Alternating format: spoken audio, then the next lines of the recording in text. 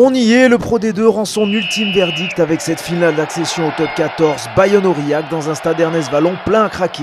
L'Aviron qui a quitté l'élite l'an dernier est à 80 minutes d'une remontée express. La première division, le stade aurillacois l'a quitté il y a 15 ans maintenant et fait figure d'outsider.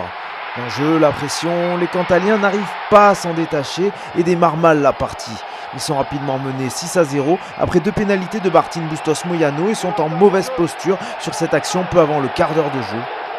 Meituku défend sur le côté de ce ruck et se fait pénaliser. Martin Bustos Moyano corse l'addition, 9-0. En pleine forme, l'Argentin est impitoyable pour sanctionner les fautes aurillacoises et passe 2 nouvelles pénalités. Maxime Petitjean, une seule. Mais le buteur du Saka va avoir l'occasion de réduire l'écart après cette faute au sol de Willy Duplessis. Dans les 22 mètres, ça passe pour le meilleur réalisateur du championnat, 15-6. Les supporters quant à lui y croient, surtout que Bayonne a déjà perdu Chouara et Thierry sur blessure remplacés par Pekrishvili et Whitelock. Whitelock justement on le retrouve sur cette phase défensive où il est sanctionné juste avant la pause. Le centre néo-zélandais pourrit la sortie de balle adverse. Pénalité et carton jaune pour accumulation de fautes. Petitjean connaît un deuxième échec au pied et on en reste sur ce score de 18-6 à la pause. Les Basques démarrent la seconde période à 14, mais comme vous pouvez le constater sur le tableau d'affichage, Aurillac n'en profite pas. C'est quand Bayonne est de nouveau à 15 que les Auvergnats se procurent une munition grâce à la mêlée. Anton Pekrishvili est battu face à Antoine Fournier. Le Géorgien souffre vraiment dans cet exercice face à son vis-à-vis. Face au perche, Petitjean atteint sa cible et réduit l'écart, 18-9. L'Aviron maîtrise globalement, mais va se mettre en danger très bêtement, peu avant l'heure de jeu.